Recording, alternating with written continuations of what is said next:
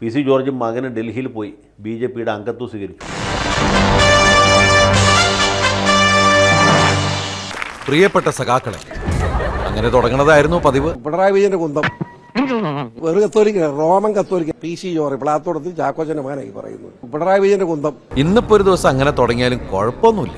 സംഗതി അയാൾക്കൊരുത്താക്കരുത്. ചേട്ടൻ വന്നേ ഒരു സ്വകാര്യം പറയട്ടെ. പി സി ജോർജ് അല്ല മമ്മൂട്ടി വന്ന് BJPയിൽ ചേർന്നാലും ഒരു ബേസ് എന്ന് പറയുന്നത് വളരെ പ്രധാനമാണ്. അവസാനം എന്റെ മുതുകത്തായോ? അടുത്ത പാർലമെന്റ് തെരഞ്ഞെടുപ്പ് മുതൽ ജയിക്കാൻ വേണ്ടിയുള്ള മത്സരമാണ് ഞങ്ങൾ നടത്തുന്നത്. അത് ജയിക്കും. അതുകൊണ്ടാണ് എന്ത് വന്നാലും അതിനെല്ലാം തല ഉയർത്തി തന്നെ നേരിടാൻ പറ്റും. പത്തനംതിട്ട ഒരു ടാർഗറ്റ്, തൃശ്ശൂർ വേറൊരു ടാർഗറ്റ്. നിന്റെ കുഞ്ഞുണ്ണിക്കളിന്ന് തീർത്ത് തരട ഗോവിന്ദ പട്ടി. 5 സീറ്റാണ് BJP പറയുന്നത് കേട്ടോ. പറയുന്നത് മുഴുവൻ ശ്രദ്ധിക്കണം കൊച്ചനിയൻ. മിനിമം 5 സീറ്റെങ്കിലും, 5 കൂടുതൽ കിട്ടുകയെന്ന് ഞാൻ പറഞ്ഞില്ല. പിന്നെ എനിക്ക് ചോദിക്കാനുള്ള ഒരു ചോദ്യം, ഇപ്പോ LDFും UDFും കടന്ന് BJPയിലെത്തി നിൽക്കുകയാണല്ലോ. പി സി ജോർജിനെ പോലെ ഒരു നേതാവ് ക്രിസംഗി എന്ന ടേം തന്നെ വളരെയധികം ഇക്കാലത്ത് ഉപയോഗിക്കപ്പെടുന്നുണ്ട്. ക്രിസംഗി. അയ്യോ, എന്നെ മനസ്സിലായോ നിനക്ക്? ക്രൈസ്തവ സഭ എന്ന് പറഞ്ഞാൽ നിങ്ങൾ ഉദ്ദേശിക്കുന്ന പോലെ കത്തോലിക്കൻ മാത്രമല്ല. ഞാൻ കത്തോലിക്കൻ. പെന്റിക്കോസ്റ്റ് ഉണ്ട്, CSI ഉണ്ട്, ജാക്കബിറ്റ്സ് ഉണ്ട്, ഓർത്തഡോക്സ് ഉണ്ട്, ഓർത്തോമ സഭയുണ്ട്. ഈ സഭയ്ക്കൊക്കെയുള്ള ബിഷപ്പന്മാരും നേതാക്കന്മാരും ഉണ്ട്.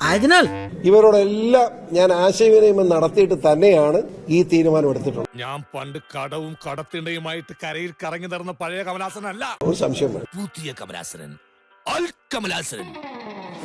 BJPയിലാണെങ്കിൽ ചെല്ലുന്നവരെയൊക്കെ ഉപാധ്യക്ഷന്മാരാക്കാണ്. അപ്പൊ താങ്കൾ BJPയുടെ പുതിയ വൈസ് പ്രസിഡന്റ് ആവുമോ ഇവിടുത്തെ? എനിക്ക് എന്താണ് ഒരു കുറവ്? BJP നേതൃത്വം എന്തെങ്കിലും ഒരു നിർദ്ദേശം തന്നാൽ നിർദ്ദേശം അനുസരിച്ച് പ്രവർത്തിക്കുക എന്നുള്ളതല്ലാതെ ഒരു ഡിമാൻഡും എനിക്കില്ല. പിന്നെ MLA ടിക്ടോക്കിലിടാനാ? പക്ഷേ ശ്രീ പി സി ജോർജ്, താങ്കൾ ഒരു പ്രധാനപ്പെട്ട രാഷ്ട്രീയ നേതാവാണ് കേരളത്തിൽ. വിട്ടില്ലേ? അപ്പൊ താങ്കളെ പോലെ ഒരാൾ BJPയിലേക്ക് ചെല്ലുമ്പോ മാന്യമായ അക്കോമഡേഷൻ കിട്ടേണ്ടതാണ് അല്ലേ? അതേടോ. നാളെ മുതൽ ഓഫീസിന്റെ ചാർജുള്ള ഒരു പ്യൂണായിട്ടിരിക്കണം. ഞാൻ പ്യൂണായിട്ടിരിക്കും. സ്നേഹമുള്ള രമണൻ, അതെനിക്ക് അറിഞ്ഞൂടെ. VS അച്ഛനെ മന്ത്രിയാക്കാൻ വേണ്ടെന്ന് പറഞ്ഞ് വഴക്കൊഴുക്കി കൊടുത്തേ. വോട്ടടാ, സാരമില്ല. എന്തുകൊണ്ട് BJPയിലേക്ക് ചേർന്നു? എന്തുകൊണ്ടാണ് ക്ലിയർ അല്ലേ? അതിനിടയ്ക്ക് പിണറായി വിജയന്റെ ഈ വൃത്തികെട്ട കൊലപാതക രാഷ്ട്രീയം ജീവിക്കാൻ പറ്റിയില്ല. ഇന്റെ അല്ലാ, എടാ പഹയ ഒരു റൂട്ട് പറഞ്ഞ നിന്നെ തന്നെ ചാമ്പുക. മുഴുവൻ കർഷകൻ തകർന്നു. റബ്ബറിന് വിലയില്ല. നമുക്ക് റബ്ബറിന്റെ ഈ ഗതികേട് റബ്ബറിന്റെ കാര്യത്തിലേക്ക് ഞാൻ വരാം. ഇവിടെ പലരുടെയും നട്ടെല്ലു റബ്ബർ. മുഴുവൻ പേരും കർഷകർ ആത്മഹത്യ ചെയ്യുക. അതിന് ഞാനും ചെയ്തില്ല. അതെ, നീ ഒന്നും ചെയ്യുന്നില്ല.